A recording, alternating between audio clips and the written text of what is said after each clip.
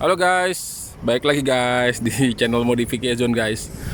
Ini bengkel Modification di Gading Serpong, Tangerang. Ini kita baru selesai dengan Kawasaki ER6N. Ini ngalamin rombakan di bagian depan. Jadi shock breaker dia yang depan teleskopik itu ganti dengan upside down, dan headlampnya pun dirubah pakai headlamp Ducati Street Fighter. Nah, ini setelah terpasang sih tarikan garisnya, estetikanya nih dapat banget nih guys. Coba lihat tuh. Ini lagi pas ada Bang Umar lagi ngecekin detail-detailnya ya. Nah, sekalian jadi ntar kita bisa juga tanya sama Bang Umar mengenai detailnya nih apa aja nih. Sekalian kita cross check.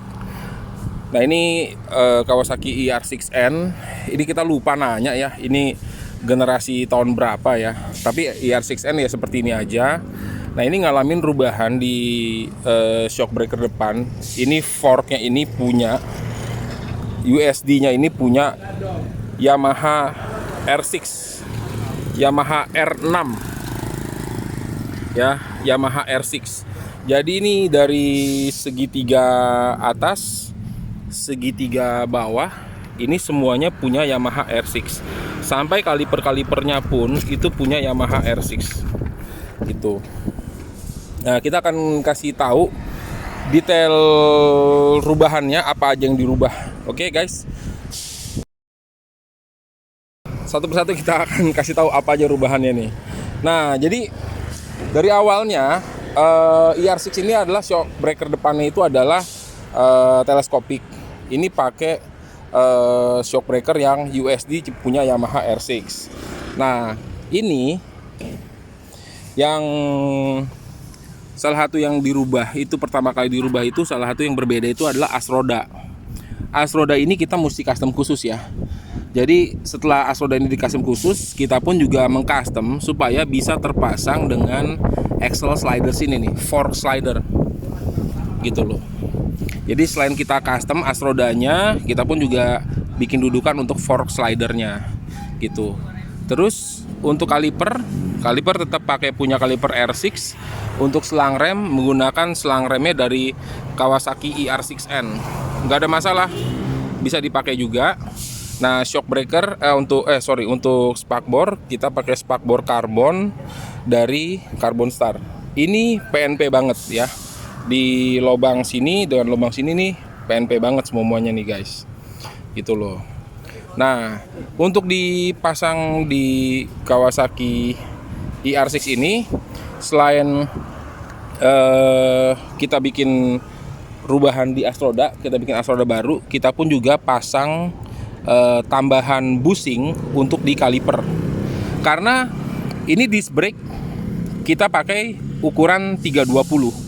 Kalau originalnya ER6 ini ukuran 300. Ukuran 300 sehingga si kalipernya ini untuk ngejepitnya bisa dibilang apa sebutannya? Gantung ya, Mar ya? Ngegantung ya. Jadi ngejepitnya itu nggak bisa semuanya, hanya setengah disc brake itu kejepit gitu loh, karena kalipernya itu terlalu keluar. Nah, kalau kita pakai kaliper yang 310 kita rasa nanggung, dan akhirnya kita ganti pakai kaliper 320 sehingga kita ganti pakai disc brake 320 sehingga kaliper mesti agak keluar, dan ada penambahan bushing di sini 5 mili dan 5 mili ya. 5 mili seperti itu. Akhirnya lihat dari garisnya ini bisa tergigit sempurna. Nah, untuk disc brake ini kita pakai disc brake custom ya guys. Disc brake custom, dan untuk pemasangannya ini bagian velg harus ada yang dibubut.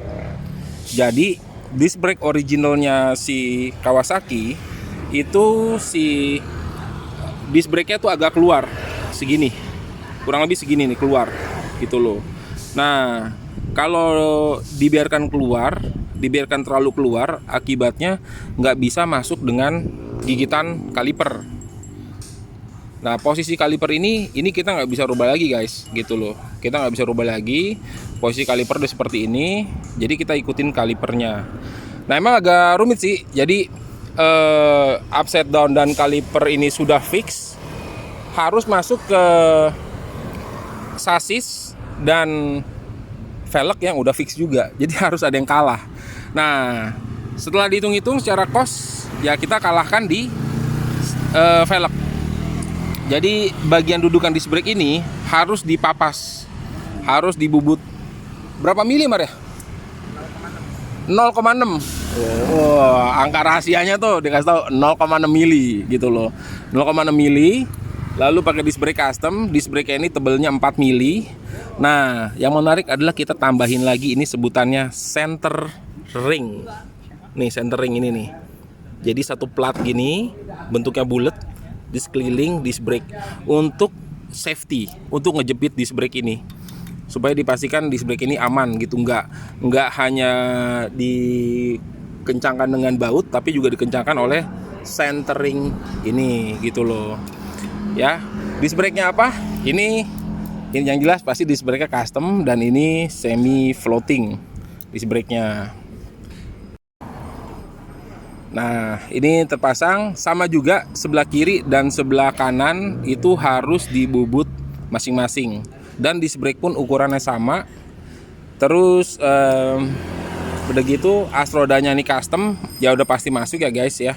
Terus udah gitu axle slider pun ini custom, disesuaikan dengan as rodanya seperti itu. Kalau untuk spakbor, ini ngikutin spakbor Yamaha R6 yang original, tidak ada masalah. Nah, kita tahunya ini sudah cukup fit in atau enggak itu saat kita pedok dan kita angkat rodanya, kita putarkan.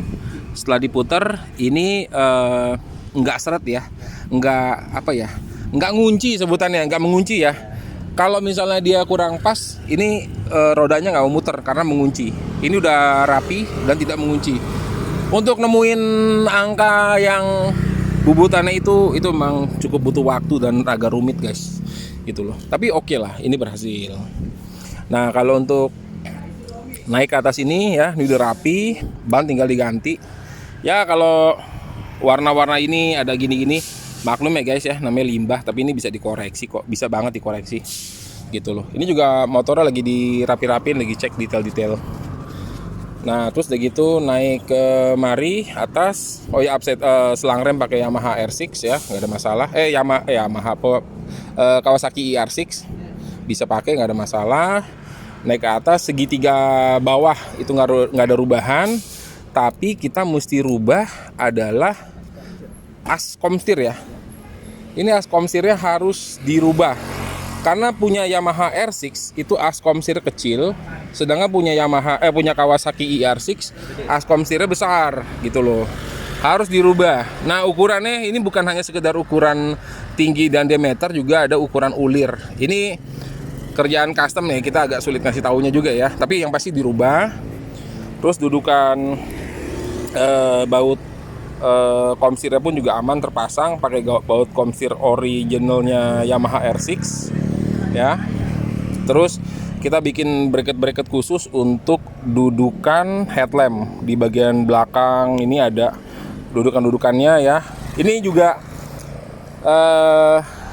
bracket-bracketnya berbeda sama bracket kalau pakai shock breaker standar. Jadi karena ini shock breakernya punya R6 beda, nanti kalau shock breaker punya gesek juga beda lagi gitu loh. Tapi yang jelas custom supaya bisa masuk. Nah, untuk dudukan stang ini masih pakai stang original ya guys. Nah, dudukan stang kita pakai dudukan stang model seperti ini. Jadi triple clamp segitiga atas harus kita lubangin untuk dudukan stang ini. Kedua dudukan stang ini harus kita lubangin triple clamp. Nggak ada masalah ya.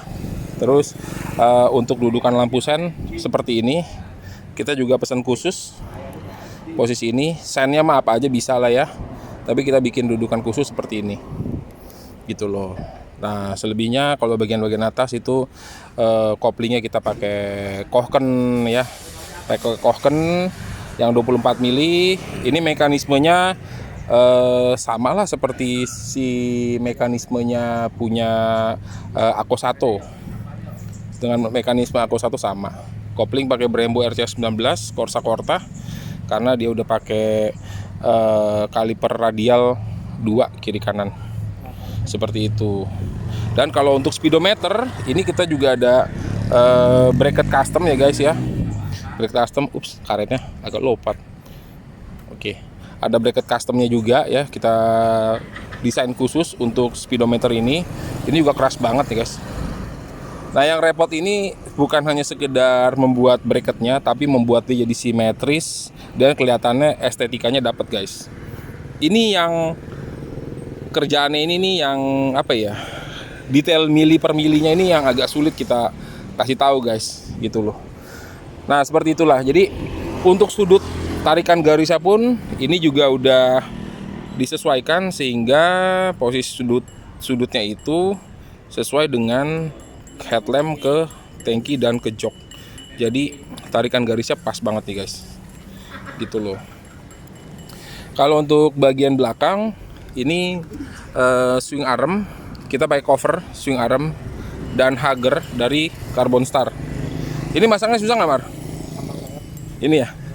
Nah, ini nih cover swing arm hugger dari Carbon Star. Ini model-modelannya kayak BMW S1000 tuh. Kayak BMW S1000 ya, ini dari Carbon Star nih. Ini rapi banget terpasang. Ini udah pakai ban 180 dan aman. Tuh. Mau pakai ban 190 juga bisa. Andaikan pun rantainya mesti disetel agak ke depan pun, ini juga masih cukup gitu loh. Satu hal lagi yang bikin nih motor kelihatan besar adalah karena dia udah pakai Telt ID dan dia udah pakai crash bar, jadinya lebih lebar motornya. Oke guys, sementara itu dulu untuk review di motor ini. Selain kemarin juga kita servis. Kalau servis rasanya sih biasa aja lah ya, nggak ada yang gimana-gimana sih ya.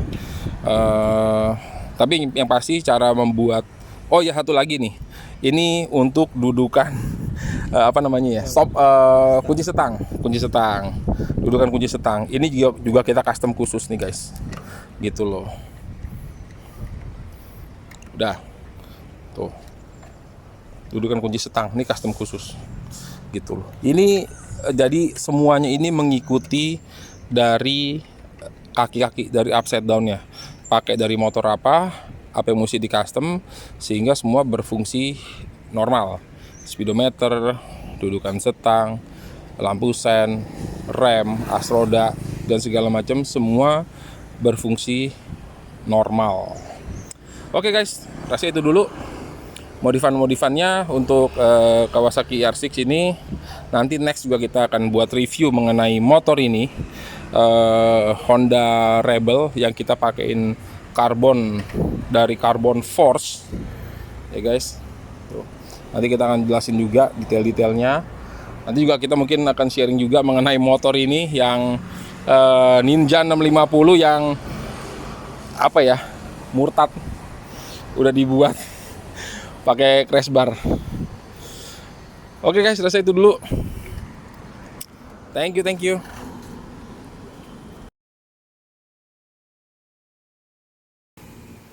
Nih kita ada kasus unik di motor Ninja ini nih. Coba gerakin rodanya.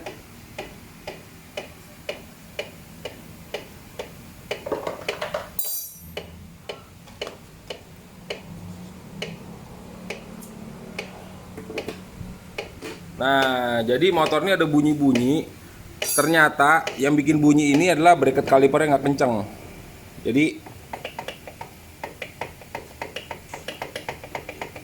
tuh, bracket kalipernya goyang. Ini dikarenakan apa, Her? As rodanya kurang kencang. Ini karena as rodanya ini kurang kenceng nih.